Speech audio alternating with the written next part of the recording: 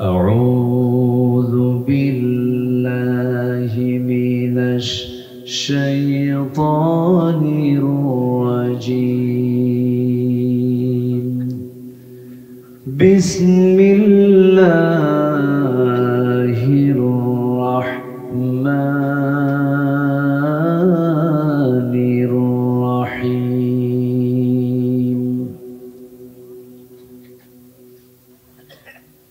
إن الذين يكتمون ما أنزلنا من البينات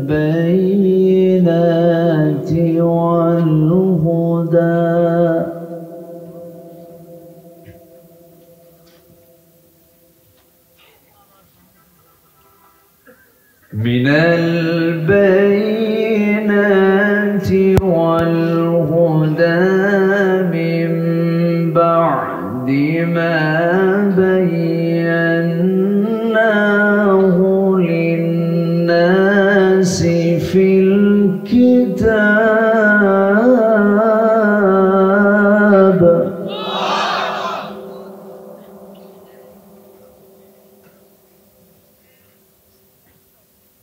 أولئك يلعنهم الله ويلعنهم اللاعنون.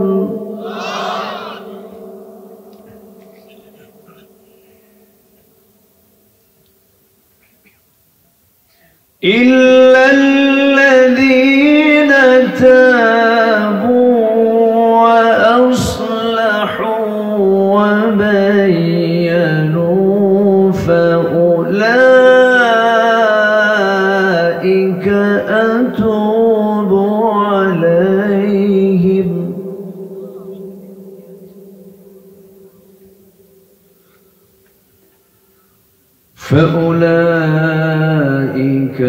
أتوب عليهم وأنا التواب الرحيم.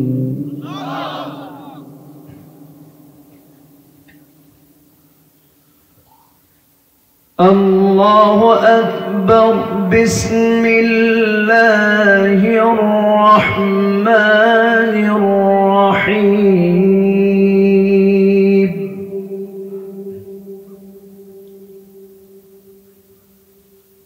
إن الله وملائكته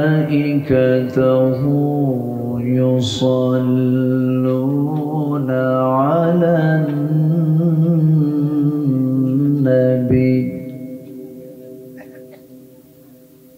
يا أيها الذين آمنوا صلوا عليه وسلموا تسليما.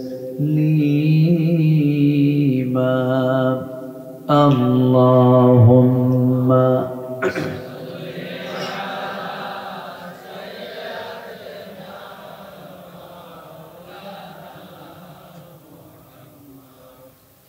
وعلى آل سيدنا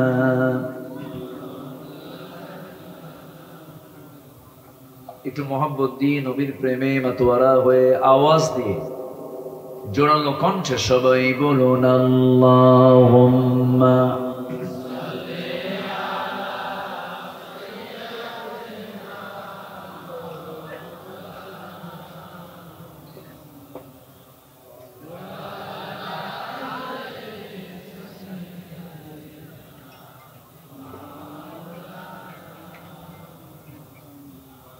সবাই বলুন বালাগাল উলা বিকামালিহি কাশাফাত তুজা বিজামালিহি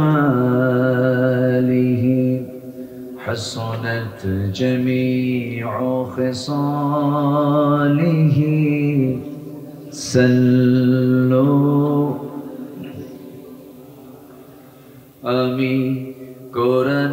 সুর মাঝে শুনেছি যে নাম, আজানের সুর মাঝেও শুনেছি সে নাম। ও নাম শুনেছি আমি আমার হৃদয়, হে রাসূল নবীজি তোমায়,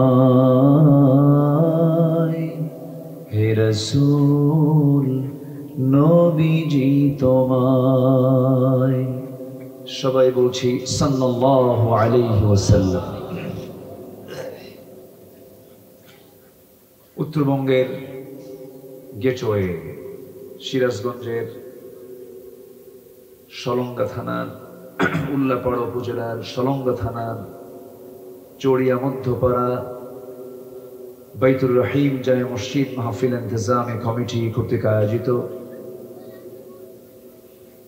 মসজিদ প্রাঙ্গণে অনুষ্ঠিত পঞ্চম বার্ষিকী তাফসীরুল কোরআন মাহফিল 2024 মহতে আয়োজনের সম্মানিত সুযোগ্য সভাপতি মাওলানা রফিকুল ইসলাম শফি সাহেব,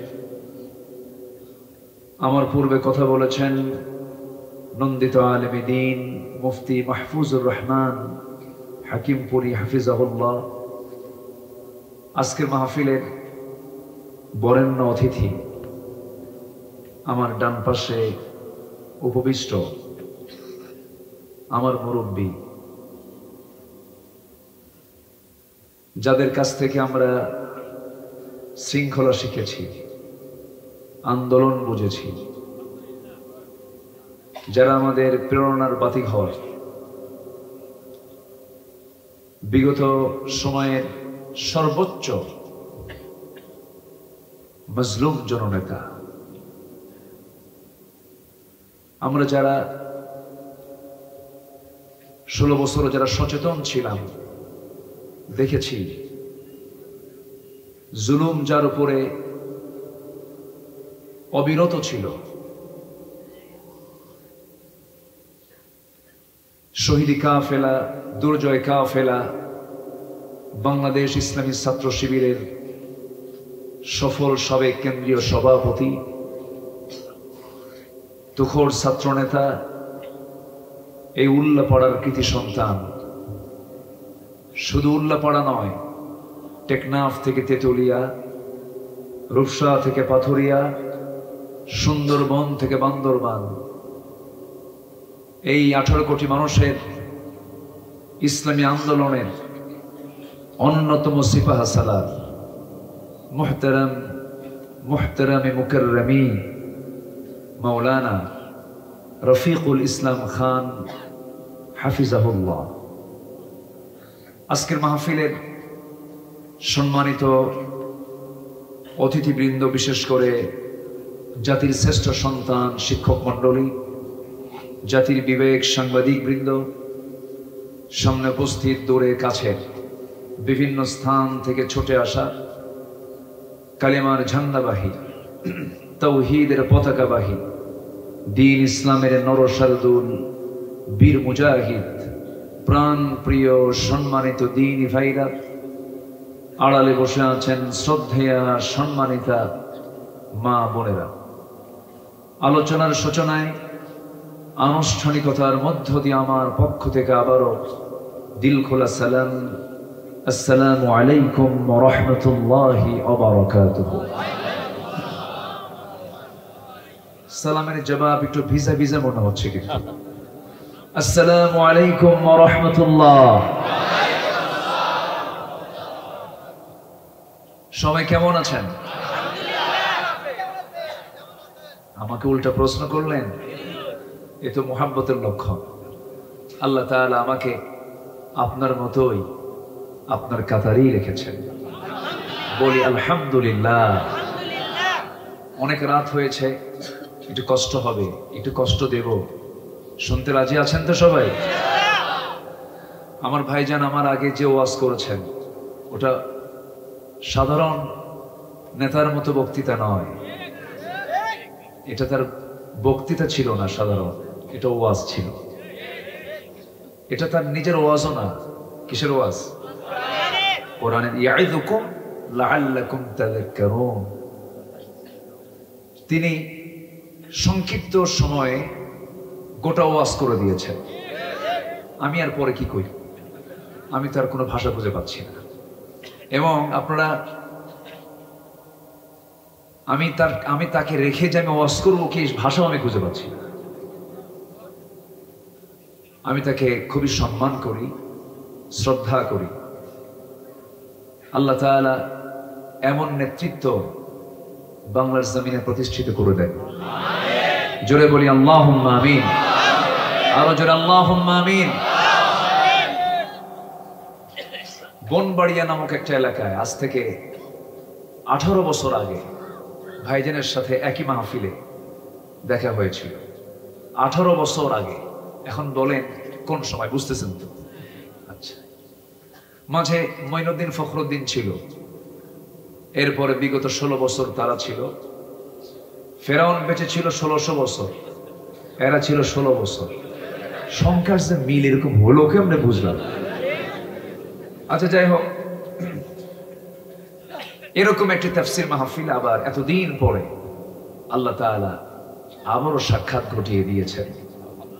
বলি আলহামদুলিল্লাহ। আল্লাহ কি পারেন? আসতে বলে আল্লাহ কি পারেন? আল্লাহ কি সব দেখেন? আল্লাহ শোনেন? আমরা তো হতাশ হয়ে যাই, আমরা দুমড়ে যাই, মুচড়ে যাই, কিন্তু না। আলা ইন্না নাসরাল্লাহি করিম। ভাইজানদের ত্যাগ, ভাইজানদের সারা রাত জেলখানার বারিশে শুয়ে থাকা চোখের পানি, আর শেষ রাতে তাহাজ্জুদের জায়নামাজ ভিজে যাওয়া পানি আল্লাহ তাআলা বৃথা করতে পারেন নাই। এটা একদিনের বিজয় নয়, হাজারো শহীদের রক্ত, লক্ষ মাজলুমের ফরিয়াদ আল্লাহ ফেরত দেননি। মাজলুমের দোয়া কবুল করেন কে? আসতে বলবেন না কে? আপনারা কি জানেন কিনা জানি না, আমার পাশে যিনি বসে আছেন, সর্বোচ্চ মামলা যার উপরে হয়েছে এই দেশে, এতগুলো মামলা নিয়ে আমি তাকে যতবার দেখেছি হাস্যোজ্জ্বল চেহারা স্যার আমি পাই নাই।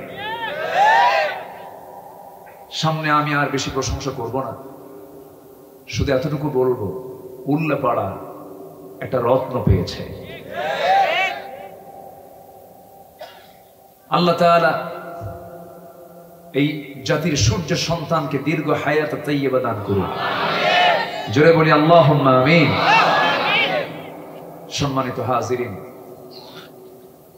আমরা শোকাহত, পাশেই এই এলাকার একজন ভাই আজকে রোড অ্যাক্সিডেন্টে ইন্তেকাল করেছেন।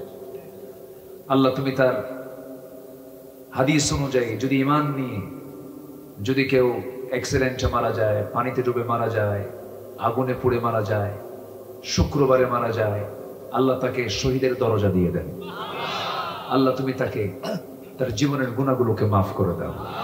ভাইজান সেই জানাজায় গিয়েছিলেন, আরো আগে আসতেন, উনি খান নাই। আমি ওনার জন্য অপেক্ষায় ছিলাম, উনি যখন তখন উঠে যাবেন, আমরা যেন কিছু না মনে করি। উনি ওঠার চান্সও পাচ্ছেন না, ওনার আরো কিছু প্রোগ্রাম আছে। আমি রুখসত অনেক আগে আমরা দিয়ে ফেলেছি নাকি, কি মনে করেন আপনারা? না ওনার সঙ্গে আবার আপনারা চলে যাবেন? ইল্লা ভাই ছাড়া কিন্তু কারো যাওয়া যাবে না, সবাই থাকুন। আমি আলোচনার সূচনায় আমার অভ্যাস অনুযায়ী কোরআনে কারীমের দীর্ঘ বৃহৎ একটি সূরা, 286টা আয়াত সম্বলিত সূরাতুল বাকারার 159 এবং 160 এই দুটো আয়াতে কারীম আমি তেলাওয়াত করেছি। সবাইকে সালাম বাসায়। আমি দুটো আয়াতে কারীম আমি তেলাওয়াত করেছি। দুটো আয়াতকে সামনে রেখে কিছু কথা আমি বলতে চাচ্ছি। আমাকে সময় দেওয়া যাবে তো? আমাকে সময় দেওয়া যাবে তো? জোরে বলি ইনশাআল্লাহ। আসুন আমরা সোজা আলোচনার দিকে চলে যাচ্ছি। সম্মানিত ভাইরা, জি আল্লাহ পাকের মেহেরবানি, আল্লাহ তাআলা আমাদের কেমন একটা অনুকূল পরিবেশ তৈরি করে দিয়েছেন। মাহফিল কমিটির কোনো ভাইরা কি অনুমতির জন্য কোনো থানায় গেছিলেন? যাওয়া লাগছে? গত বছর জুতার তলা ক্ষয় হয়ে গেছে শেষ, কিন্তু এবছর যাওয়া লাগেনি, বরঞ্চ থানা থেকে ফোন দিয়ে বলে কিছু কি লাগবে, ঠিক কিনা বলেন? এটা কার মেহেরবানি? বলি আলহামদুলিল্লাহ, আরো জোরে বলি আলহামদুলিল্লাহ। আল্লাহ পাক এমন একটি পরিবেশ তৈরি করে দিয়েছেন। সম্মানিত ভাইরা, মাহফিল মসজিদ কেন্দ্রিক মাহফিল, এমন একটা সরকার আসুক, আপনারা দোয়া করেন সরকারের টাকায় যেন মসজিদ হয়। জোরে বলি ইনশাআল্লাহ। মাহফিল যেন সরকার বরাদ্দ দিয়ে দেয়, মাহফিল হবে। আমরা তখন চাবো না, কিন্তু এখন চাইতে বাধ্য হই। না চাইলে তো মসজিদ হবে না, না চাইলে তো এই মাহফিল গুলো হবে না। এই যে লাইটিং, মাইকিং, হাইটিং, কত কি করতে হয়। তো আমি একটু আপনাদের 2 মিনিট একটু বিরক্ত করি, আমি আলোচনার দিকে চলে যাব। খুব লম্বা সময় নেব না আমি, কুয়াশাচ্ছন্ন রাত, অনেক কষ্ট করে বসে আছেন। একটু যদি ব্যাগ যায়, চাদর যায়, সবাইকে আমরা একটু সম্মান করবো না ইনশাআল্লাহ? এই দ্রুত গতিতে 2 থেকে 3 মিনিট আমার মা বোন যারা আসছেন তারাও যে যা পারেন একটু দিল থেকে যা পারি আমরা সবাই দেওয়ার চেষ্টা করব। আর জিকিরের তালে তালে জিকির করি লা ইলাহা ইল্লাল্লাহ সুবহানাল্লাহ আলহামদুলিল্লাহ লা ইলাহা ইল্লাল্লাহ। জি, আমরা যে যা পারি আমরা সবাই দেব, কারো হাতে ছোঁয়া যেন মিস না হয়। আমরা সবাই দেব ইনশাআল্লাহ। আল্লাহ তুমি সবাইকে দিল থেকে দেওয়ার তৌফিক দাও। জোরে বলি আমিন। জি, এখন ঠিক আছে। জি, সম্মানিত ভাইয়েরা, একটু বিরক্তির উদ্রেক হচ্ছে, কি করা যাবে? মসজিদ তো আল্লাহর ঘর, আমাদের সবাই একটু আগানো দরকার। যে যা পারি আমরা দেব। জিকির করি লা ইলাহা সুবহানাল্লাহ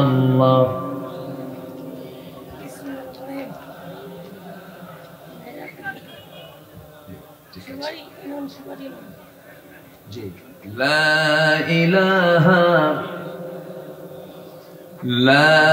ইলাহা ইল্লাল্লাহ মুহাম্মাদুর রাসূলুল্লাহ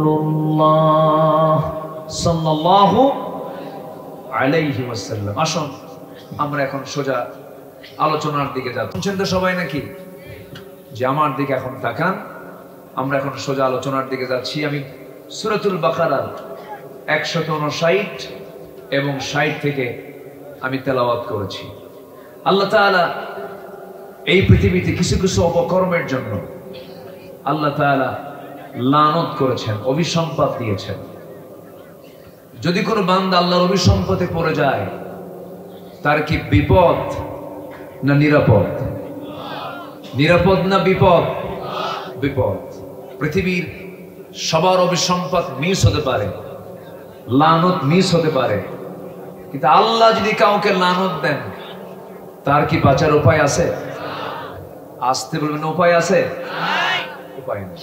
আমরা কথা না বলি, যে নড়াচড়া না করি, যে যেখানে আছি আমরা পিন পতন নীরব হয়ে কোরআনের সম্মানে আমরা সবাই বসে যাই। একটু মেহেরবানি করে একটু অ্যাটেনশন প্লিজ, আমার দিকে একটু মনোযোগী হন সবাই। সম্মানিত ভাইয়েরা, তাহলে আমরা আল্লাহর লানত পেতে চাই না রহমত পেতে চাই? জোরে বলতে হবে, লানত না রহমত? লানত না রহমত? রহমত। রহমত যদি পেতে চাই, তাহলে আমাকে সেই সমস্ত কাজেই থাকতে হবে যে সমস্ত কাজে আল্লাহ রহমত দিয়ে ধন্য করবে, বরকত দিয়ে ধন্য করবে। আর আমি যদি লানতের উপযুক্ত কোনো কাজ করে ফেলি, অবশ্যই লানত, অভিসম্পদ বর্ষণ হবে কার পক্ষ থেকে? আল্লাহর পক্ষ থেকে। আল্লাহ তাআলা কোরআনে বেশ কিছু কাজের জন্য লানত দিয়েছেন। আমি আজকে কোরআনের আলোকে 10টা শ্রেণীর উপর আল্লাহ তাআলা লানত দিয়েছেন। 10টা অপকর্ম যার জীবনে হবে আল্লাহ তাআলা তাকে অভিসম্পদ দিয়েছেন। কোরআনে কারীমের মধ্যে আল্লাহ তাআলা সুস্পষ্টতা উল্লেখ করে দিয়েছেন। এটা কিন্তু বড় ভয়ঙ্কর বিষয়। আমি কি আলোচনা শুরু করব? ইনশাআল্লাহ। কারো কোনো আপত্তি নাই তো? বলি আলহামদুলিল্লাহ।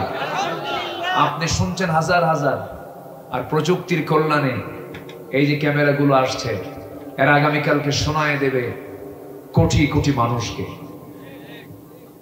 এটা ছোটখাটো কোনো মাহফিল নয়, অনেক বড়। এখন কোনো জায়গার ছোট নেই। ভার্চুয়াল অনলাইনের যুগে সব এখন বৃহৎ রূপ, কোনো নির্দিষ্ট জায়গার মধ্যে সীমাবদ্ধ থাকে না। তো আপনার নড়চড়া, আপনার যদি কোনো বিশৃঙ্খলা দেখা দেয়, তাহলে আমি আমার আলোচনা হারিয়ে ফেলবো। এই জন্য সবাইকে কোরআনের সম্মানে মনোযোগী হওয়ার আমি বিনীত অনুরোধ করছি। তাহলে আমরা সেই লানতপ্রাপ্ত বান্দাদের কাতারে যেতে চাই না। নাম্বার 1, এই পৃথিবীতে যারা ফাসাদ সৃষ্টি করে আল্লাহ তাদের উপরে লানত দেন। কি সৃষ্টি করে? ফাসাদ মানে বিপর্যয়, ফিতনা, এগুলো যারা সৃষ্টি করে আল্লাহ তাদের উপরে কি দেন? লানত দেন। এরকম লানত কি আমার দেশে পড়ছে? আস্তে করে কোন দিন বলবো?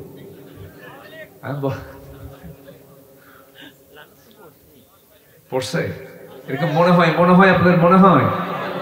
হ্যাঁ, দেখেন আয়াত শুধু মিলায় দেবো, দেখেন কিভাবে মিল হয়ে যায়। আল্লাহ রাব্বুল আলামিন বলেন, ফাহাল আসাইতুম ইন তাওয়াল্লাইতুম আন তুফসিদু ফিল আরদি ওয়া তুকাত্তিউ আরহামাকুম। নাম্বার 1, আল্লাহ তাআলা বলছেন যে সমস্ত বান্দাগুলো জমিনে বিপর্যয় সৃষ্টি করবে আর আত্মীয়তার বন্ধন যারা ছিন্ন করবে, আল্লাহ রাব্বুল আলামিন সঙ্গে সঙ্গে জানিয়ে দিচ্ছেন, উলাইকাল্লাযীনা লা'আনাহুমুল্লাহু ওয়া লা'আনাহুমুল্লাহু ফাআসাম্মাহুম ওয়া আ'মা আবসারহুম। সূরা মুহাম্মদ 22 এবং 23 নম্বর আয়াতে মহান রব্বুল আলামিন বলেন, এই দুনিয়ার জগতে যারা নিজের ক্ষমতাকে পাকাপোক্ত করার জন্য যারা ফিতনা সৃষ্টি করবে, মিথ্যা মামলা দেবে, জুলুম করবে, অত্যাচার করবে, রাতকে দিন করবে, দিনকে রাত করবে, আল্লাহ বলছেন এই সমস্ত বান্দার উপরে আমি আল্লাহ লানত নাজিল করি। জোরে বলি নাউযুবিল্লাহ। ফেরাউনকে পানিতে চুবায় মেরেছেন কে? জোরে বলেন আল্লাহ। নমরুদকে নেংরা মশাতে বিদায় করেছেন কে?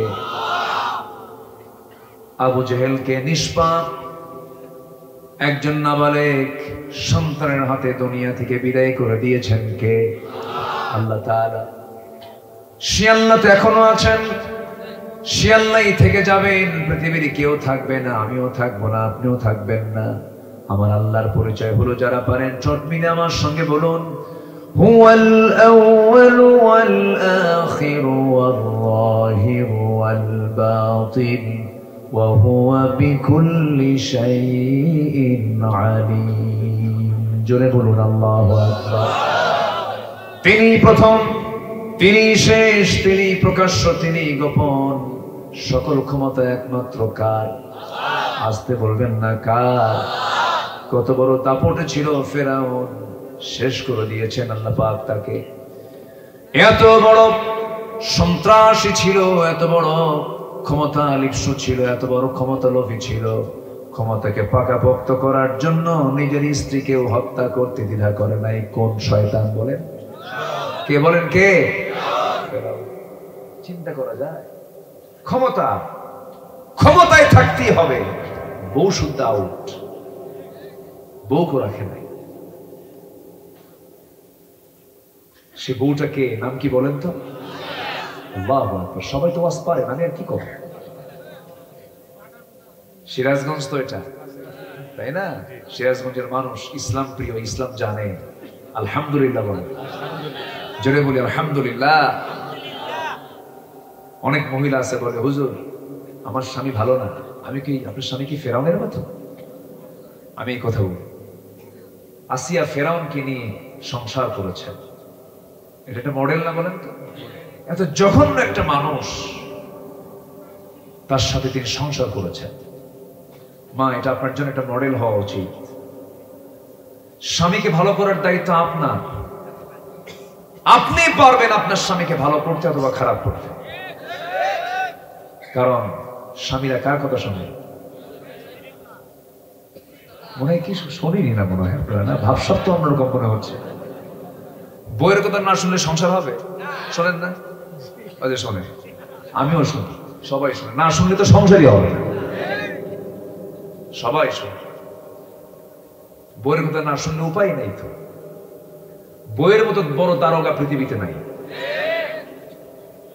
যদি বউকে সাথে নিয়ে রাস্তায় যান, একা গেলে অন্য কোনো মহিলার দিকে আপনার নজর গেলে সমস্যা নেই, হয়তোবা আপনি ভাববেন, কিন্তু বউ পাশে আছে, যদি আপনার নজরও যদি কোনো পরনারীর দিকে 29 সেকেন্ড যায়,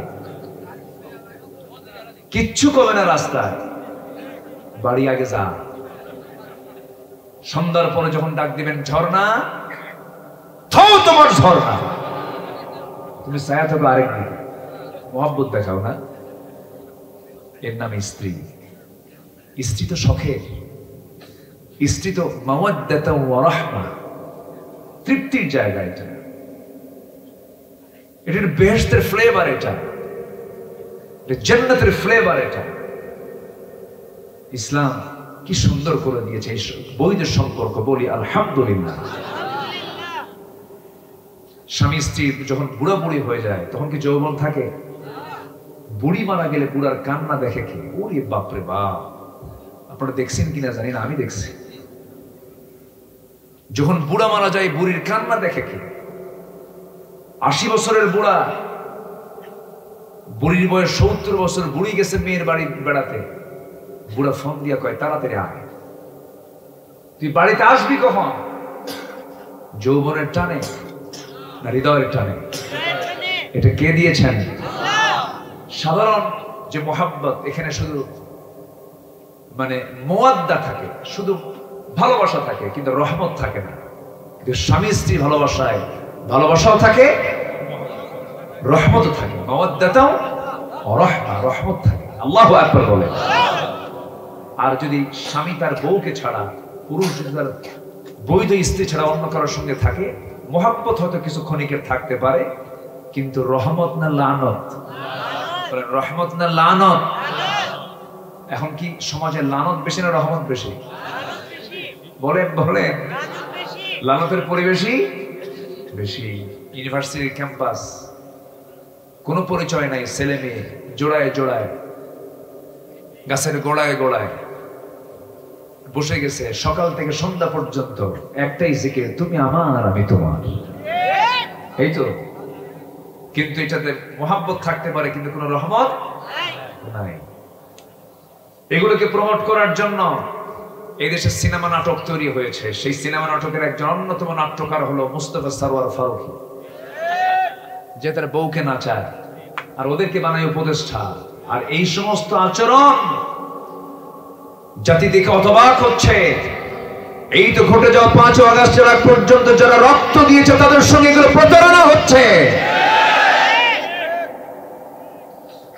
যারা সমকামিতায় বিশ্বাসী, যারা লিভ টুগেদারে বিশ্বাসী, ওই সমস্ত ব্যক্তির দ্বারা দেশ সমাজ কখনো চলতে পারে না। সম্মানিত ভাইরা, বলছিলাম আসিয়ার কথা। ফেরাউনের বইয়ের নামটা কি বলেন তো? আরে কি নারী তিনি ছিলেন! ঈমান আনলেন, স্বামীর কাছে রিপোর্ট চলে গেল। স্বামী কয়ে, শুনলাম তুমি নাকি ঈমান আনছো। হ্যাঁ, শুনবেন কেন? আপনি দেখেন, লা ইলাহা ইল্লাল্লাহ। ফেরাউন সঙ্গে সঙ্গে বলে ফেলল, আসিয়া শোনো, আমার বড় বিপদ হয়ে যাবে, আমার রাষ্ট্র তছনছ হয়ে যাবে। তুমি হলো মিসেস ফেরাউন, ফার্স্ট লেডি অফ ইজিপ্ট। ইজিপ্টের তুমি হলে ফার্স্ট লেডি, আমার পরে তোমার দাম সেকেন্ড নাগরিক তুমি এই দেশের। তুমি যদি আমার পথ ছেড়ে যদি অন্য কোনো পথে যাও, বড় বিপদে পড়ে যাব আমি। আমি জানি মুসা সত্য, মুসা রব সত্য, আখিরাত সত্য, কিন্তু আসিয়া করব কি? তুমিও যা ভাবতেছ আমিও তাই ভাবতেছি।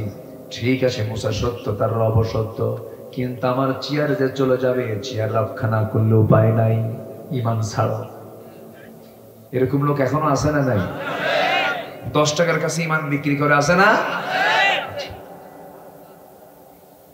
আসিয়া আলাইহিস সালাতু ওয়াস সালাম বলে ফেললেন, আমার স্বামী আপনি আমাকে দিয়ে কি করতে চান জানি না, তবে আমি আপনাকে মহব্বত করি। সেই সময়ের শরীয়তে এটা জায়েজ ছিল, এমন বিয়েটা জায়েজ ছিল। নূহ আলাইহিস সালাতু ওয়াস সালামের বউটা ছিল কাফেরা, লূত আলাইহিস সালাতু ওয়াস সালামের স্ত্রী ছিল কাফেরা। সেই সময়ের শরীয়ত এটাকে এলাও করেছে, কিন্তু এখনকার শরীয়ত মুশরিকা কোন নারীকে বিয়ে করলে বিয়ে হবে না, জায়েজই হবে না। সেই সময় এটা জায়েজ ছিল। আসিয়া আলাইহিস সালাতু ওয়াস সালাম শেষ পর্যন্ত বলে ফেললেন, স্বামী আমার আপনি আমাকে কি বলতে চান জানি না, তবে আমার মুখ থেকে চূড়ান্ত কথা শুনে নেন। আমার প্রতি অত্যাচারের মাত্রা যত তীব্র থেকে তীব্রতর হবে, আমার ঈমান তত মজবুত থেকে মজবুত হয়ে যাবে।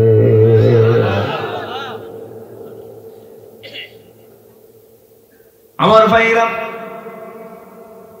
বিশেষ করে এই আসিয়ার কথা যখন আমি শুনি, আমি যখন মনে করি ইমানদারের জীবনে যতগুলো পরীক্ষা হওয়া দরকার, সমস্ত পরীক্ষাগুলোর মুখোমুখি হয়েছেন আসিয়া আলাইহিস সালাতু ওয়াস সালাম। পারিবারিক পরীক্ষায় পড়েছেন, সামাজিক পরীক্ষায় পড়েছেন, রাষ্ট্রীয় পরীক্ষায় পড়েছেন, শেষ পর্যন্ত জীবন পর্যন্ত দিয়ে দিয়েছেন। হামান বলে ফেলল, ফেরাউন কোনো উপায় নাই, ঘরের শত্রু বড় শত্রু, তুমি যদি আসিয়াকে বেঁচে রাখো, তোমার তখ্ত, তোমার রাষ্ট্র ক্ষমতা ঝুঁকিপূর্ণ হয়ে যাবে, তাকে তুমি দুনিয়া থেকে বিদায় করে দাও। জল্লাদ রেডি করা হলো, জল্লাদ সামনে প্রস্তুতি নিয়ে দাঁড়ায় গেছে করাত নিয়া। ফেরাউন শেষবারের মতো এসে বলছে, আসিয়া সংসারে চলে গেল, সব চলে গেল, এখন আর সময় আছে, তুমি কি করবে বলো।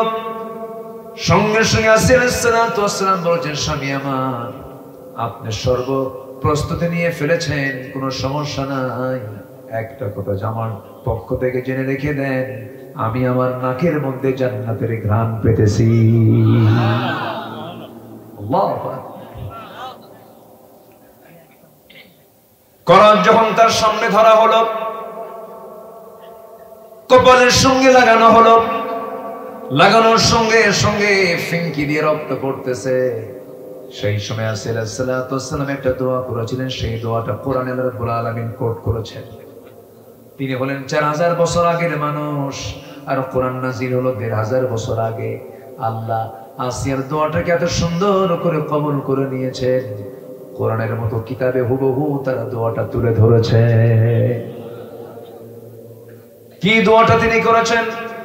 রব্বি বিনিলি ইনদাকা বাইতান ফিল জান্নাতি ওয়া নাজ্জিনি মিন ফিরআউনা ওয়া আমালিহি।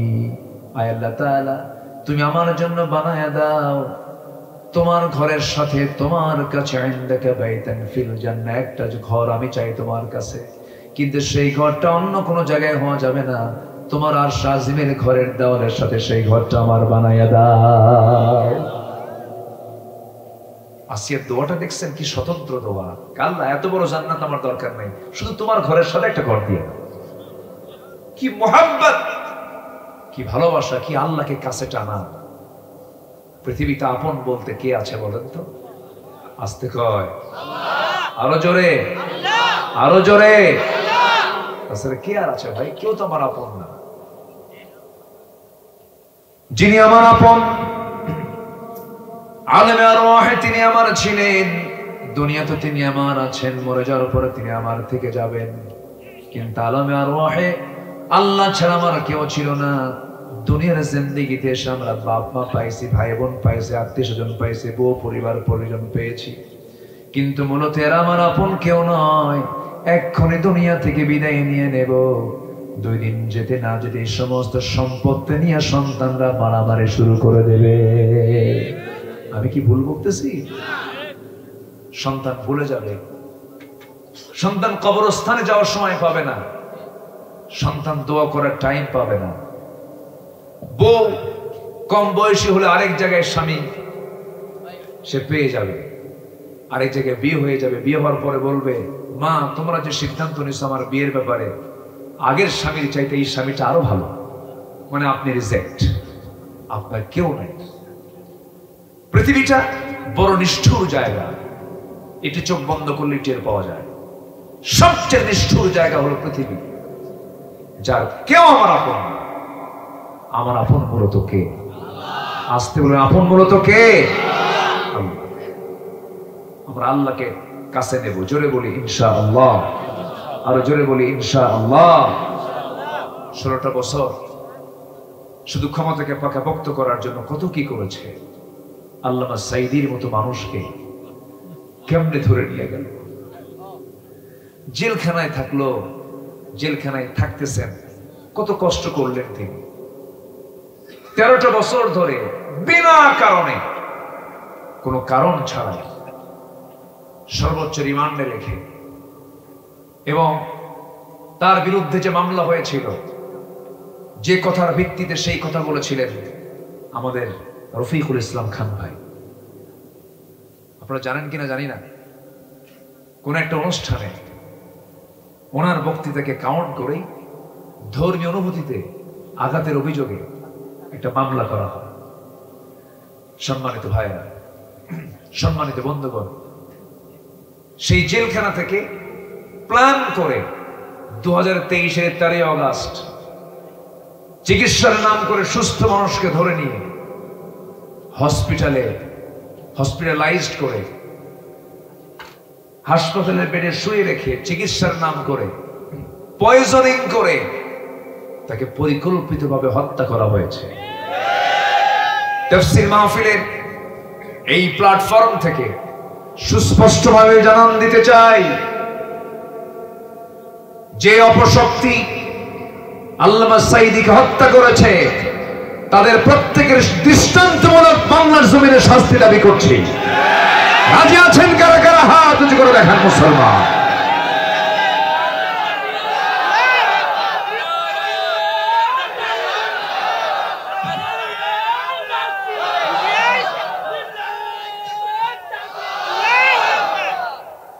আল্লাহ কবুল করুন। জোরে বলি আমিন, আরো জোরে আমিন। সম্মানিত ভাইরা, কষ্ট পাচ্ছেন নাকি? কোন অসুবিধা নাই তো? বলি আলহামদুলিল্লাহ, জোরে বলি আলহামদুলিল্লাহ। তবে উনি মৃত্যুবরণ করার আগ দিয়ে কেঁদেছেন না হেসেছেন? বলেন। হেসে হেসে দুনিয়া থেকে বিদায় নিয়েছেন। উনি হেসেছেন, আমরা কেঁদেছি। উনি মুক্ত হয়েছেন, আমরা কি জবাব দেব? মাঝে মাঝে আল্লাহর সামনে আসামির মতো মনে হয়। উনি তো সফল হয়েছেন, তবে আল্লাহর কাছে সেদিন জবাব দিতে পারবো যদি আমরা ইকামতের দিনের কাজ করি। ওনার সারা জীবনের লালিত স্বপ্ন ছিল এই জমিনে আল্লাহর দিন কায়েম হোক, এই জমিনে দিন কায়েম হোক। সবাইকে চান? আল্লাহ কবুল করুন। জোরে বলি আমিন।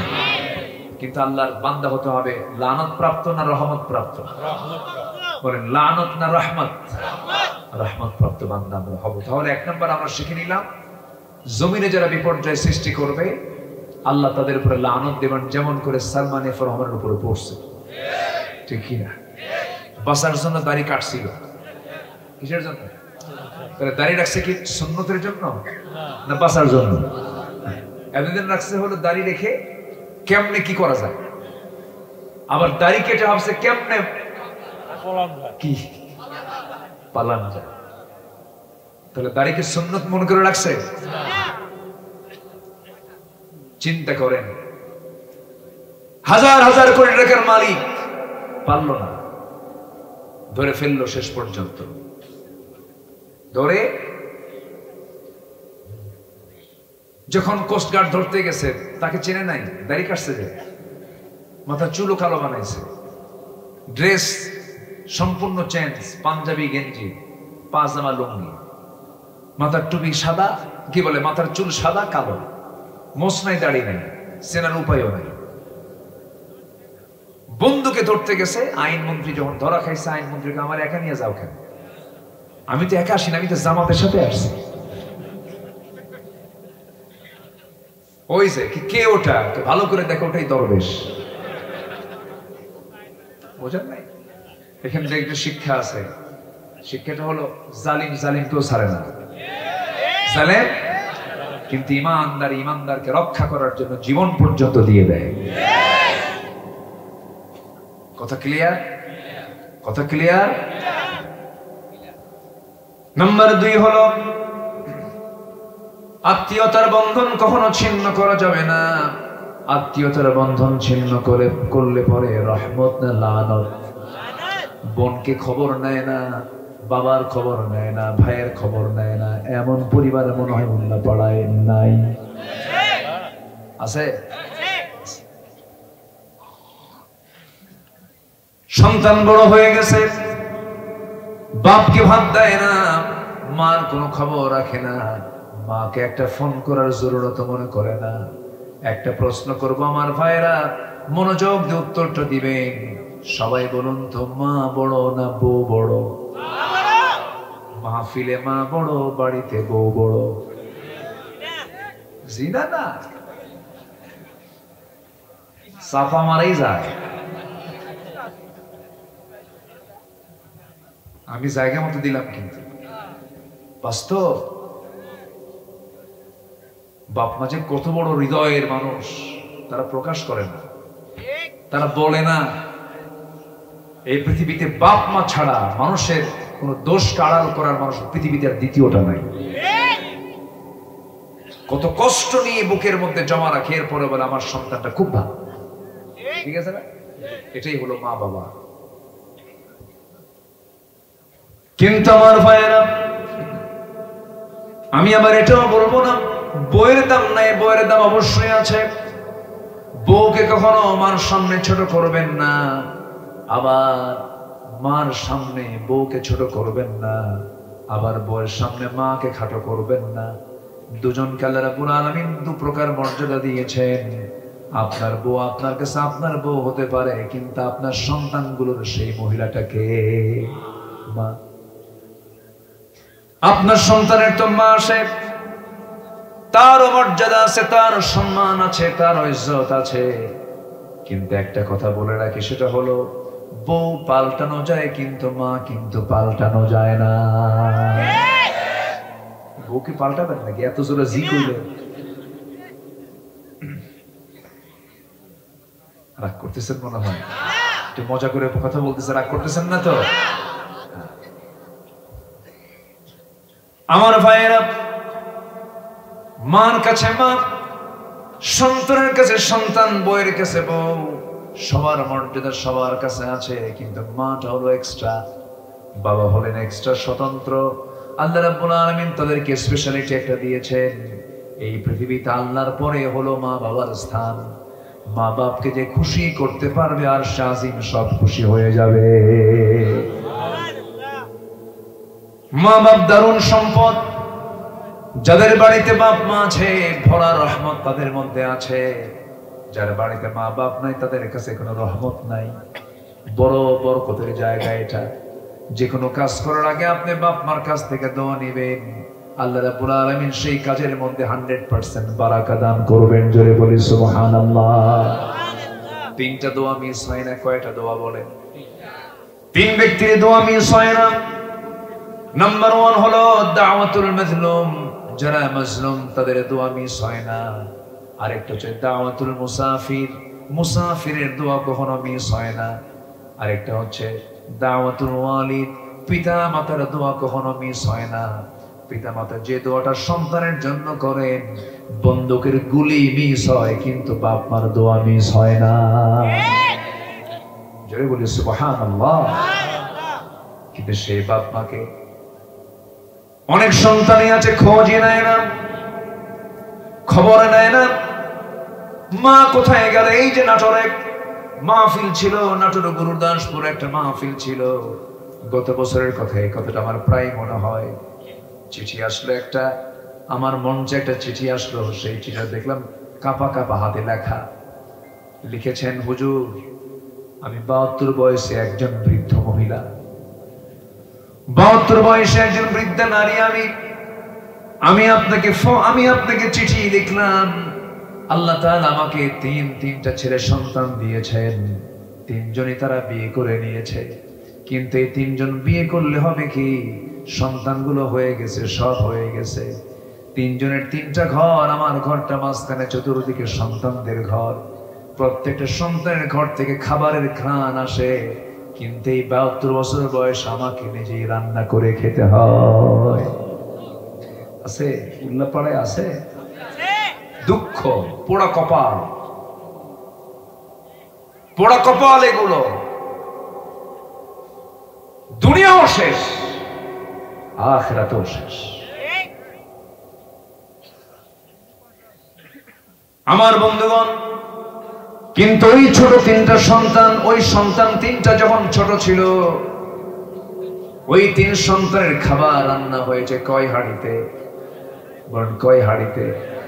এক হাঁড়িতে। মা তিলে তিলে তাদেরকে মানুষ করেছেন, আদর দিয়েছেন, স্নেহ দিয়েছেন, ওদের পেশাব পায়খানা গুলো পরিষ্কার করে দিয়েছেন।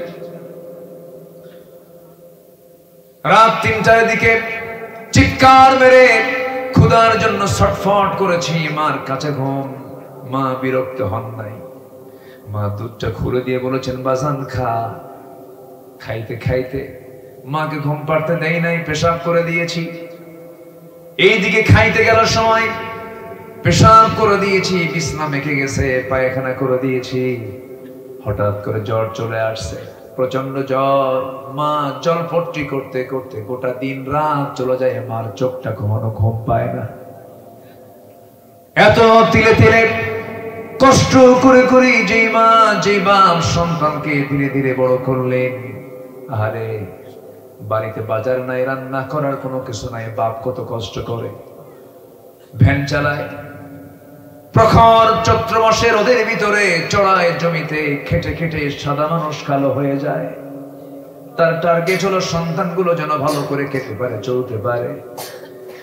এত তিলে তিলে গড়ে তোলা সন্তানকে যখন বড় করে, যখন বাপ মা যখন এই চরিত্র দেখে, আল্লাহর কসম করে বলি, ওই বাপ মা যদি তোমাকে লানত দিয়ে দেয়, আল্লাহর কসম তোমার জন্য জান্নাত হারাম হয়ে যাবে। ওই 72 বয়সী বৃদ্ধা নারী কি আফসোস করে আমাকে চিঠিটা দিলেন। আমি ওই চিঠি পড়ার পরে কয়েকটা দিন বারবার আমার ওই কথা মনে পড়েছে, আরে কত কষ্ট না মহিলার হচ্ছিল। যে রান্নাই করে সেই রান্নার ঘ্রাণ মার কানে, মার নাকে এসে লাগে। মা নিজে নিজে রান্না বান্না করে, অথচ যে মা 3 সন্তানকে এক হাঁড়িতে খাওয়ালেন, কিন্তু একটা মার জন্য 3 বাড়ির 3 হাঁড়িতেও খাবার জোটে না। আমি কি ভুল বলছি? কি হলো সমাজ, সামাজিক অবস্থা আজকে কোথায় চলে গেছে? অথচ কোরআনকে বলুন, কোরআন বলো তো আমি খরচ করব কোথায়? কোরআন বলে দিচ্ছে, ইয়াসআলুনাকা মাযা ইউনফিকুন কুল মা আনফাকতুম মিন খায়রিন ফালিল ওয়ালিদাইনি ওয়াল আকরাবিন। জোরে বলুন আল্লাহু আকবার। 1 নম্বর খরচের খাত হলো তোমার আব্বা আম্মার জন্য তুমি খরচ করো। 1 নম্বর কি? আব্বা আম্মা। সন্তান আগে নয়, বউ আগে নয়। 1 নম্বর কি বলেন? মা বাবার জন্য খরচ করো। মা বাবার জন্য একটা অংশ তুমি রেখে দাও। বেতন পেয়েছো, বেতন পাওয়ার সঙ্গে সঙ্গে বাপকে বলবা, বাবা বেতনটা তুলছি, আমি দূরে আছি, আমি চাকরি করি, সন্তানগুলো নিয়ে থাকি, বাবা বেতন যখন পেয়েছি প্রথম খরচটা আল্লাহ তোমার জন্য করতে বলেছেন, এই যে তোমার খরচটা আমি পাঠাইয়া দিলাম। আল্লাহু আকবার। আল্লাহ তোমার রুটিতে আল্লাহ পাক বরকত দিয়ে বাড়ায় দিবে। বাপ মার জন্য যেটা দেব এটা জান্নাতের কারণ হবে। আল্লাহু আকবার বলো। আমার কথায় কেউ মন খারাপ করছেন কিনা জানি না, এই কথাগুলো বলার খুব প্রয়োজন জানেন এই জাতিকে জানানো দরকার। আমার এই কথায় যেন ওই সমস্ত অবাধ্য সন্তানগুলো যেন বাপমার অনুগত হয়ে যায়। আল্লাহ কবুল করুন, জোরে বলে আমিন। চাপা কান্না, অনেক মার চাপা কান্না, অনেক বাবার হতাশ চেহারা। হুজুর সন্তানকে এত বড় জ্ঞানী বানালাম, সন্তান আমারে থুয়ে আছে এরকম করে প্রতারণা করবে, আমি যদি জানতাম ওরে মূর্খ করে থুয়ে দিতাম তাও সে আমার খেদমত করত। এমন শিক্ষিত বদমাইশ আছে না নাই? আছে না নাই? শিক্ষার অভাব আজকে নাই, কিন্তু সুশিক্ষার চরম অভাব। শিক্ষা তো চলছে, শিক্ষা আছে না? আছে, কিন্তু সুশিক্ষার অভাব। আমার বন্ধুগণ, বাপ মা বড় দৌলত। যার ঘরে বাপ মা আছে তার ঘরে রহমত আছে। যদি কোনো কিছু দোয়া কবুল করে নিতে চান, আব্বা আম্মার কাছে গিয়ে বলবেন। যদি কোনো ভুল করে থাকেন, মা দুটো পা ধরে মাফ চেয়ে নিবেন। যদি কোনো ভুল হয়ে থাকে, বাবার পাটা ধরবেন। এখানে ছোট হয় নাকি কেউ বলেন তো? আসতে পারে ছোট হয় কেউ? ছোট হয় না। আপনার সন্তানের সামনে আপনি আচরণগুলো করবেন। আপনার সন্তানগুলো যখন দেখবে আমার বাবা তার বাবার পা ধরে মাফ চায়, তার মার পা ধরে মাফ চায়, ওই সন্তানগুলো আপনাকে ফলো করে সারা জীবন আপনার আনুগত্য স্বীকার করবে। জানেন, অনেক বুড়া বাপ সন্তানের ভয়ে টেনশনে থাকে, বুক কাঁপে, আমার সন্তান যেন কোন বেয়াদবি করে। বুড়া বাপ কাঁদে। সন্তান বাড়িতে আসা মাত্রই সন্তানের আসার মোটিভ দেখে বাপ থরথর করে কাঁপে, মা থরথর করে কাঁপে। আছে না? আছে কিনা বলে? কেন? বুড়া বাপ বয়স হয়ে গেছে।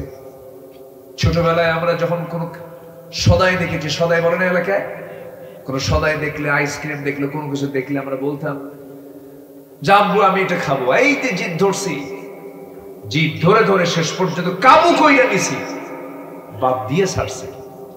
ওই আচরণটাই ঠিক যখন বাপ বুড়া হয়ে যায় ওই রকমই করে। আল্লাহ এই জন্য বলছেন, ইনদাকাল কিবার আহাদুহুমা ওয়া কিলাহুমা ফালা তাকুল লাহুমা উফ। আল্লাহ জানেন যে বান্দা এরকম ধরনের আচরণ করতে পারে। আল্লাহ বলছেন, খবরদার, তোর বাপ তোর মা যখন বুড়া অবস্থায় যখন তোর কাছে কোনো কিছু আবদার করবে, বিরক্ত করবে, তোকে জ্বালাবে, তোকে বারবার একটা কথা বারবার বলবে, শিশুর মতো করবে, খবরদার উহ শব্দ করবি না। আল্লাহু আকবার। ওয়ালা তানহারহুমা, ধমকাবি না। আল্লাহ জানেন যে এগুলো চিত্র আসতে পারে। ওয়া কুল লাহুমা কাওলান কারীমা, তাদের সঙ্গে কথা বলবা সম্মান। কারীম মানে সম্মান, কাওলান কারীমা সম্মানজনক কথা।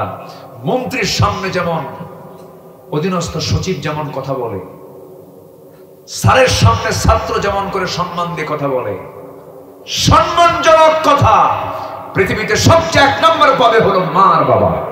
আল্লাহু আকবার বলেন। চিন্তা নিয়ে বাপ মার সঙ্গে কথা বলতে হয়। কি নিয়ে? চিন্তা নিয়ে, যেন আমার কোনো কথার মধ্যে যেন চুল পরিমাণ কোনো আঘাত আমার মা বাপ না পান। আপনি এমন আচরণ করবেন, আপনার সন্তান আপনাকে এমন আচরণ উপহার দেবে। বলি আলহামদুলিল্লাহ। এই কথাগুলো জাতিকে দেওয়া দরকার। জানেন, ধানমন্ডি, বাড়িধারা, জিওএইচএস, এই সমস্ত হাই সোসাইটি এলিয়েট শ্রেণী আমরা মনে করি তারা সুখী। না, সুখী না তারা। আমি ডিএটি প্রজেক্টে জুমার খুতবা দেই। অনেক বুড়ো মুরব্বী আছে, বয়স্ক, অবসরপ্রাপ্ত ফার্স্ট ক্লাস গেজেট কর্মকর্তা এসে বলে, হুজুর সন্তানগুলোকে শিক্ষিত করলাম কিন্তু মানুষ বানাতে পারিনি। গাজীপুরে কিছু বৃদ্ধাশ্রম তৈরি হয়েছে, সেই জায়গায় আমি একদিন ঢুকলাম, ঢুকে দেখি শিক্ষিত কিছু বুড়ো মানুষ, বুড়ি মানুষ এখানে বসা। বললাম, ছেলেগুলো কি করে? কে বাবা, ছেলেগুলো ডাক্তার, ইঞ্জিনিয়ার, জজ, সচিব, এগুলো সবকিছু এটসেট্রা বলে ফেলো। বললাম, আপনাকে এই যে থুয়ে গেছে কেন? বাবা খুব ব্যস্ত, ওরা আমাদের খেদমত করার সময় পায়নি, মাসে মাসে টাকা দেয় আর এখানে থুয়ে গেছে আর এই খেদমত করে। বুড়ো বয়সে বাপ মার টাকা দরকার না খেদমত দরকার? বলেন বলেন, কি দরকার? খেদমত করা কি? আসতে কয়, খেদমত করা কি? বুড়ো বয়সে বাপ মাকে সন্তানের পক্ষ থেকে খেদমত করা ফরজ। বলেন, কি বলেন? অথচ এই জাতীয় শিক্ষা সন্তানগুলো পায় নাই কেন? আমার দেশের প্রচলিত শিক্ষা ব্যবস্থা এগুলো নাই। ইউরোপে পাঠায়, আমেরিকায় পাঠায়, ওই দেশে বুড়া মানুষের কোনো দাম নেই, সবগুলোকে বৃদ্ধাশ্রমে রেখে আসে, কারণ ওই দেশে কার বাপ কোনটা তাও জানা না কেউ। এই কালচার ওই দেশে থাকতে পারে, আমার দেশে থাকতে দেওয়া যাবে না। আমার দেশের বাপ মাকে মানাবে সন্তানের কাছে, ঠিক কিনা বলেন? আমার বন্ধুগণ, যদি উল্টা করে ফেলি, বাপ মার সঙ্গে যদি খারাপ আচরণ করে ফেলি, রহমত পাবো না লানত পাবো? বলেন কার লানত পাবো? আল্লাহর লানত চলে আসবে আমার আপনার জীবনে। বোনের সঙ্গে সম্পর্ক রাখে না, বোন সম্পত্তি নিয়ে যাবে। বাপ মরে গেছে, সম্পত্তি গুলো বোন নিয়ে যাবে। এই জন্য অভিনয় করে বোনের সঙ্গে কথা বলে না। এক যুগ চলে গেছে, ধান, এই 12 বছরের ধান গুলো বোনের সম্পত্তির উপরে ধানগুলো লাগায়া লাগায়া ধানগুলো গোলা ভরা করে, কিন্তু বোনকে দাওয়াত দেয় না, বোনকে সম্পত্তি বুঝে দেয় না। আবার কিছু চালাক ভাই আছে, বোনদেরকে মাঝে মাঝে দাওয়াত দিয়া নাটোরের কাঁচাগোল্লা, বগুড়ার দই, যশোরের খই, টাঙ্গাইলের চমচম, কুমিল্লার রসমালাই সবগুলো নিয়ে একসঙ্গে খাওয়ায় দিয়া পাম্পট্টি দিয়া বাম পাশে বোনকে বসায় রেখে বলে, বোন রাগ করো নাকি, অংশ নিলে কিন্তু ধ্বংস হয়। কত বড় বাপ্পা! আছে না নাই? আছে না নাই? অংশ নিলে ধ্বংস হয়। এই যে পিছন থেকে বলতেছে, ঠিক আছে কি বোনকে দিবেন না? বোনকে দিবেন না? অংশ দিবেন না? দিয়ে দিবেন না? বোনকে অংশ দিয়ে নিবেন, বোনকে অংশ দিয়ে জান্নাত বুঝে নিবেন। বোনকে অংশ দিবেন না, জান্নাত না বুঝে কি বুঝে নিতে হবে? জাহান্নাম বুঝে নিতে হবে। আমার ওয়াজে যে কার কি হয়ে যাচ্ছে আল্লাহই জানে। কিছু হচ্ছে না তো? অন্তত আমার মায়ের আজকে খুব খুশি, হুজুর ভালো করে এখন ভাই কিছু বসে আছে ওই জায়গায়, দিতে হবে। জি ঠিক আছে, পরে আমরা পরে কথা বলবো, প্রশ্নগুলো পরে। আরে অনেক হাজি আছে, তাই না? তাই না? এই জায়গায় এসে কি পেঁচ লাগায় দেয়, বোনের সঙ্গে এত খারাপ আচরণ করে। আল্লাহ বলছে, ফাসাস অতুকাত্তু আরহামাকুম উলাইকাল্লাযীনা লা'নাহুমুল্লাহ। বোনের সম্পত্তি না দেওয়ার অজুহাতে তুই সম্পর্ক নষ্ট করবি, আমার লানত তোর উপরে পড়বে। তোর পেটের মধ্যে এমন এক টিউমার দেব, সিঙ্গাপুরে যা 50 কোটি টাকা খরচ করে সব শেষ করে দেব। কথা ক্লিয়ার? কথা ক্লিয়ার? সম্পত্তি তোর কাছে থাকবে না, সম্পত্তি আরেকজনের কাছে চলে যাবে। তোর পেটের মধ্যে কি তুলে দেব? বলেন কি? টিউমার। কি ক্ষতি করে দিচ্ছে মনে হয় আপনাদের নাকি? এগুলো দরকার। কিন্তু আপনার বোনটা সম্পত্তি যদি পেয়ে যায়, আপনার ভাগ্নের কাছে চলে গেল, ভাগ্নির কাছে চলে গেল সম্পত্তি, এটাও তো আপনার সন্তান। আপনি এমন আচরণ করেন কেন? রূঢ় আচরণ করেন কেন? শুধু একা ভালো থাকা দরকার না, সবাইকে নিয়ে ভালো থাকা দরকার। একা থেকে কি সুখী হওয়া যায় নাকি? একা থেকে সুখী হওয়া যায় না। আমি আমাকে নিয়ে সুখী থাকতে পারবো না, আমার ভাইকে নিতে হবে, আমার প্রতিবেশীকে নিতে হবে, আমার সমাজকে নিতে হবে, আমার দেশকে নিতে হবে। সবাইকে নিয়ে যদি কেউ সুখী হতে চায়, সে হলো প্রকৃতির সুখী। আর যে একা সুখী হতে চায়, তার চাইতে অসুখী মানুষ পৃথিবীতে আর নাই। আমার বন্ধুগণ, নাম্বার 3 হলো সীমালঙ্ঘনকারী যারা, তাদের উপর আল্লাহর লানত। এই পৃথিবীতে যত জাতি আছে, এর মধ্যে সবচেয়ে হিংস্র জাতি হলো ইহুদি জাতি। ইহুদি জাতিটা সবচেয়ে বড় লানত প্রাপ্ত জাতি, যাদের বসবাস এখন ইসরায়েল। জানেন না আপনারা? ইসরায়েল যাদের বসবাস, 1 কোটি জনসংখ্যা তাদের এখন গোটা দুনিয়া জুড়ে। 180 কোটি মুসলমান, 800 কোটি মানুষ গোটা পৃথিবীর মধ্যে। মাত্র কয় কোটি বলেন? 1 কোটি। 800 কোটিতে মাত্র 1 কোটি ইহুদি হলে ওদের জ্বালায় গোটা পৃথিবী অতিষ্ঠ। বিস্ফোড়া, কি ফোড়া? গোটা দেহে একটা বিস্ফোড়া উঠলে কি আসে গায়ে বলেন তো? জ্বর পর্যন্ত আসে। ওরা হচ্ছে গোটা পৃথিবীর বিস্ফোড়া, গোটা পৃথিবীর মানুষকে জলাক্রান্ত করে। এত ভয়ঙ্কর ইহুদি। আল্লাহ তাআলা বলছেন তাদের উপর আমার লানত। কেমন লানত দেখেন, 4000 বছর আগে ওদের জনসংখ্যা ছিল 40 লাখ, আজকে 1 কোটিও হয় নাই। চিন্তা করেন, 4000 বছর আগে কত? 40 লাখ, আজকে 1 কোটিও হয় নাই। মানে কুকুর তার বাচ্চা একসঙ্গে প্রসব করে 8-10টা কইরা, কিন্তু একটাও বাঁচে না। আর বছরে গাভী বাচ্চা দেয় কয়টা? একটা। কি সচরাচর কোনটা বেশি দেখা যায়? গরুই বেশি দেখা যায়। বরকত দরকার, ওদের সংখ্যা বেশি হয় কিন্তু একসঙ্গে সব সাফ হয়। নিকটবর্তী ইতিহাস 1945 যে দ্বিতীয় বিশ্বযুদ্ধ হলো, দ্বিতীয় বিশ্বযুদ্ধে এডলফ হিটলার একদিনে 60 লক্ষ ইহুদিকে গ্যাস চেম্বারে তুলে মেরে ফেলছে। জানেন না আপনারা? ইহুদিকে শেষ করে দেওয়া হয়েছে। তাহলে এখন দেখুন, ওরা গজব প্রাপ্ত, ওদের নির্দিষ্ট কোনো বাড়ি না। ওরা যেখানে আসছে ওরা কি বৈধ না অবৈধ ওদের বলেন তো? ওরা কি বাড়ির মালিক না ভাড়াটিয়া? ভাড়াটিয়া কি হয়ে গেছে এখন? বাড়ির মালিক দাবি করতেছে। কি করতেছে? দাবি করতেছে। এই সীমা লঙ্ঘনকারী জাতি, যারা এই সীমা লঙ্ঘন করবে তাদের অবস্থা ইহুদির মতো হয়ে যাবে। দেখেন বিগত 16 বছর কত দাপট তারা দেখালো, আজকে তারা কোথায়? মাত্র 45 মিনিট টাইম দিয়েছে, সোজা গিয়ে মামুবাড়ি দিল্লি বসে আছে। ঠিক কিনা? সীমা কি ঠিক ছিল না লঙ্ঘন করেছিল?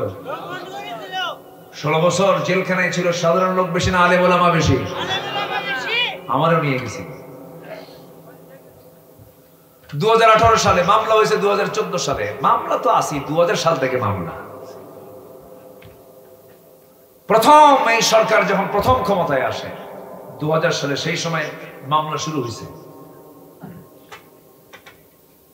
সেকেন্ড গভর্নমেন্ট যখন এরা আসলো মামলা হলো।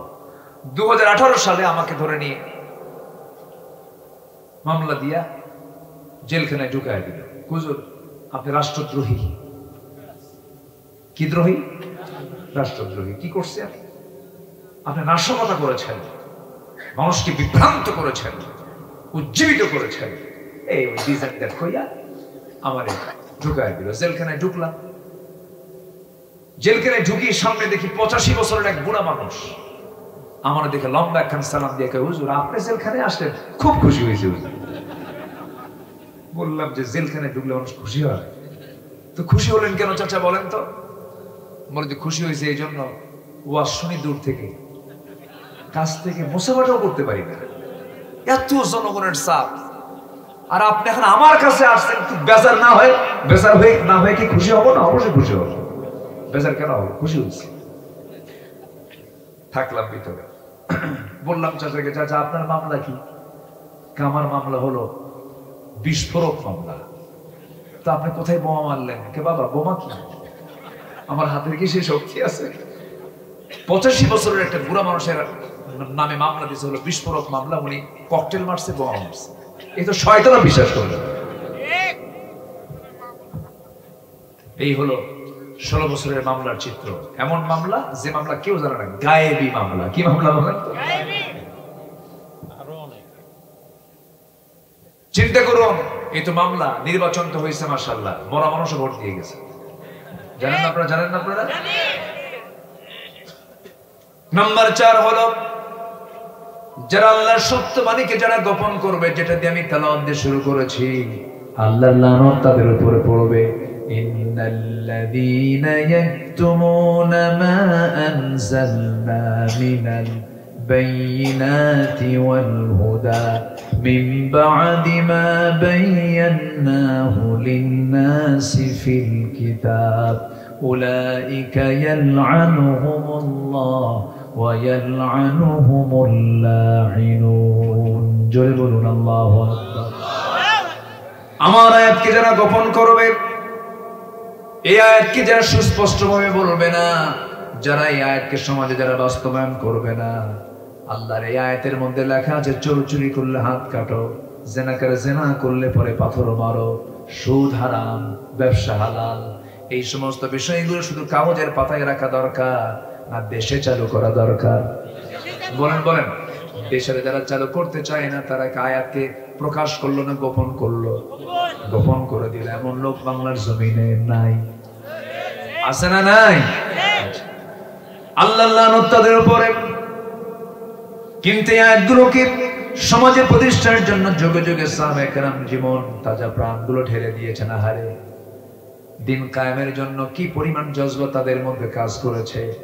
বাপকে পর্যন্ত মারতে দ্বিধা করেন নাই জিহাদের ময়দানে। বাবা দিনের দুশ্মন হয়ে বদর প্রান্তরে এসেছে, সন্তানটা নবীর পক্ষ হয়ে বদরের প্রান্তরে গেছেন, যুদ্ধ শুরু হয়ে গেছে। বাপকে চোখের সামনে দেখে ওবায়দা করলেন কি তরবারি গুটায় নিলেন। তরবারি গুটায় নিয়া ভাবলেন আমার আব্বাকে আমি কেমন করে আঘাত করি, না আঘাত করব না। পরক্ষণেই তার মনে হলো আমার জন্মদানকারী পিতা হতে পারে, কিন্তু সে তো আমার নবীর দুশ্মন, আল্লাহর দুশ্মন, আল্লাহর কালাম কোরআনের দুশ্মন। এই চিন্তা মাথায় নিয়ে তরবারি আবার উল্টাও ইউটার্ন হয়ে তরবারি কোষ মুক্ত করে বাবার গর্দান বরাবর এমন জোরে হাঁকায় দিলেন, মস্তক ছিটকে পড়ে গেল। মনে মনে ভাবলেন শিরকের প্রতীককে আমি দুনিয়া থেকে বিদায় করে দিলাম। জোরে বলি আল্লাহু আকবার। কিন্তু ইসলামের মুখে কোনো হাসি নাই।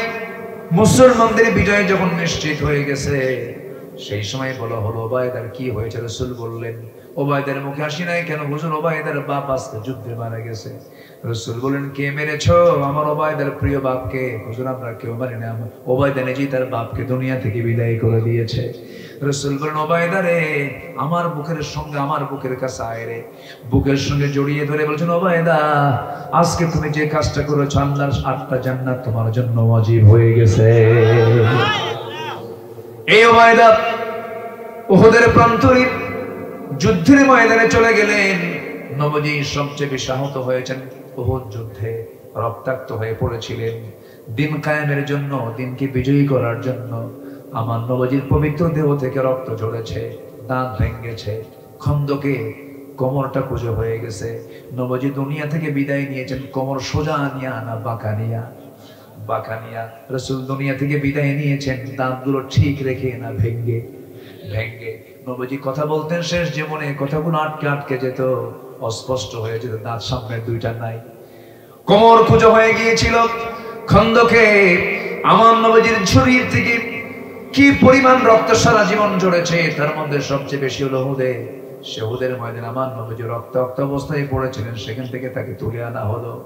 যখন উঁচু একটা পাহাড়ে শুয়ে রাখা হলো, নবীজির মাথার মধ্যে লোহা ঢুকে আছে, লোহার ফলা ঢুকে আছে, গালের মধ্যে শিরস্থানের লোহা ঢুকে আছে। নবীজির এমন দৃশ্য দেখে ওই পাগল ওবায়দা ইবনুল জাররাহ, নবীর পাগল, আল্লাহর পাগল, রাসূলকে দেখে মাত্রই পাগল হয়ে গেলেন। কপালের লোহা কেমন করে বের করবেন চিন্তা করেন। হাত দিয়ে টান মারেন, নবীজির মুখ থেকে উ আওয়াজ হয়। কেমন করে টান মারবেন? আস্তে টান দিলেন, সহজে বের হয় না। রাসূল কষ্ট পাচ্ছেন, হাত দিয়ে টান দিলে কষ্ট পাচ্ছেন। সঙ্গে সঙ্গে ওবায়দা করলেন কি নিজের দাঁতটা লোহার সঙ্গে লাগায় দিলেন। এত জোরে টান মারলেন, একটানে লোহা বের হয়ে আসলো, কিন্তু ওবায়দার সামনের দুটো দাঁত পড়ে গেল। রাসূল বলছেন ওবায়দা রে, দাঁত তোমার ভেঙে ফেলার কি দরকার ছিল? ওবায়দা বলছেন হুজুর দাঁত কেন, কলিজা ছিঁড়ে দেবো, আমার কষ্ট হবে না। জোরে বলেন সুবহানাল্লাহ, জোরে বলেন সুবহানাল্লাহ। আমার বন্ধুগণ, শিরস্থানের লোহা টান মেরে ধরতেছেন, বের হয়ে গেল লোহাটা, ফিনকি দিয়ে রক্তগুলো পড়ে, হাতের আঞ্জলি দিয়া সেই রক্তগুলো, হাতের অঞ্জলি ভরে রক্তগুলো ফেলে দিবেন কোথায়, জায়গা পেলেন না মনে করে চুষে চুষে নবীর দেহে রক্তগুলো খাচ্ছেন, পান করছেন। রাসূল বলছেন ওবায়দা রে, লুকায় লুকায় কি পান করো? ওবায়দা বলেন হুজুর আপনার রক্ত কোথায় ফেলবো, পান করে নিলাম। রাসূল বলছেন আমার দেহে রক্ত যখন তোর দেহে ঢুকেছে ওবায়দা, আল্লাহর জাহান্নাম তোর জন্য হারাম হয়ে গেছে। যেরকম সুবহানাল্লাহ। কি পরিমাণ ত্যাগ তারা স্বীকার করেছেন, কোনো কিছু আড়াল রাখেন নাই, গোপনীয়তা রাখেন নাই। আল্লাহর আয়াতকে তারা কখনো গোপন করেন নাই, আয়াতকে তারা বুলন্দ করার জন্য সংগ্রাম করেছেন। নাম্বার 5 হলো বিনা কারণে কোনো মুমিনকে যদি কেউ হত্যা করে, আল্লাহর লানত তার উপরে। যদি কোনো ব্যক্তি কোনো ব্যক্তিকে হত্যা করে ইচ্ছা করে, কার লানত হবে? কার লানত হবে? আল্লাহর লানত হবে। নাম্বার 5 হলো মুনাফিক এবং কাফেরদের উপর আল্লাহর লানত। মুনাফিক হওয়া যাবে না। মুনাফিক মানে যে মিথ্যা কথা বলে, যে ওয়াদা ভঙ্গ করে, যে বাজে কথা বলে, যে আমানতের খেয়ানত করে, এমন লোক বুঝি বাংলার জমিনে নাই? আছে? এগুলো মুনাফিকি করা যাবে না, লানত হবে। নাম্বার 7 হলো কুফরি এবং কাফের অবস্থায় যদি কোনো বান্দার মৃত্যু হয়ে যায়, আল্লাহর লানত হয়ে যাবে। নাম্বার 8 হলো আল্লাহ রাসূলের যারা শত্রু তাদের উপর আল্লাহর লানত হবে। নাম্বার 9 হলো অঙ্গীকার যারা ভঙ্গ করবে তাদের উপর আল্লাহর লানত হবে। নাম্বার 10 হতেছে আল্লাহর সম্পর্কে যারা মিথ্যা রচনা করবে তাদের উপর আল্লাহর লানত হবে। কার কথা? আসতে বলবেন না, কার কথা? আল্লাহর কথা। এই সমস্ত লানতের কাছ থেকে আমাদেরকে আল্লাহ তাআলা হেফাজত করুন, জোরে বলি আমিন। নামাজকে সবাই 5 ওয়াক্ত পড়বেন নাকি? তো কারা কারা হাত তুলে দেখান তো দেখি। জোরে বলি ইয়া আল্লাহ, আরো জোরে ইয়া আল্লাহ। আমাদেরকে 5 ওয়াক্ত সালাত আদায় করার তৌফিক তুমি আল্লাহ দিয়ে দাও। জোরে বলি আমিন, আরো জোরে আমিন, আরো জোরে আমিন। সবার বাড়িতে বউ আছে না নাই? বউকে নিচে দেখবেন না সবাইকে দেখাবেন? সবাইকে দেখাবেন। বউকে নিচে দেখবেন না সবাইকে দেখাবেন? বউ কি সবার না একা? হ্যাঁ, এটা যেন মনে থাকে, পর্দায় রাখবেন। এই আবার কি করে এত সুন্দর মানুষ আপনারা, বলি আলহামদুলিল্লাহ, জোরে বলি আলহামদুলিল্লাহ। আমি যে পয়েন্ট ধরেছিলাম সেই পয়েন্ট শেষের দিকে আমি আপনাদের বিরক্তির উদ্রেক না করে আমি আমার সময়টাকে আর ক্ষেপণ করব না। সবাই বসুন, সবাই বসুন। গোসল করব, শুনতে রাজি আছেন? জিকির করি লা ইলাহা, আমি তো উঠতে বলি না, সবাই বসুন। জিকির করি লা ইলাহা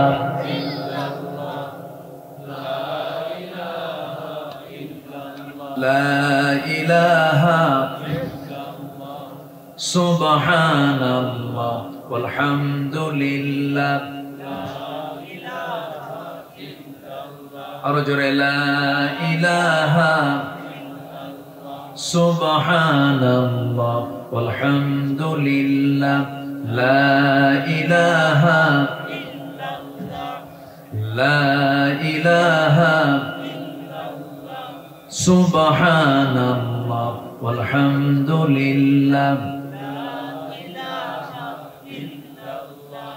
পৃথিবী আমার আসল ঠিকানা নয়, মরণ একদিন মুছে দেবে সকল রঙিন পরিচয়। পৃথিবী আমার আসল ঠিকানা নয়, মিছে মানুষের বন্ধন, মিছে মায়া স্নেহ প্রীতি ক্রন্দন। মিছে মানুষের বন্ধন, মিছে মায়া স্নেহ প্রীতি ক্রন্দন। মিছে জীবনের রংধনু সাত রং, মিছে দুদিনের অভিনয়। পৃথিবী আমার আসল ঠিকানা নয়, মরণ একদিন মুছে দেবে সকল রঙিন পরিচয়। পৃথিবী আমার আসল ঠিকানা নয়। এত আস্তে মারহাবা। জি, আসুন আমরা এখন আল্লাহর কাছে চাবো, আল্লাহর কাছে প্রার্থনা করব। চাইবো আমরা কার কাছে? আগামী থেকে মাহফিল প্রধান মেহমানকে একটু 10টায় উঠায় দেবে, এটা খুব ভালো হয়, তাই না? একটু আজকে একটু দেরি হয়ে গেছে, আমরা অনেক ক্রস করে ফেলেছি। ফজর কারো কাজা হবে না তো ইনশাআল্লাহ? জি।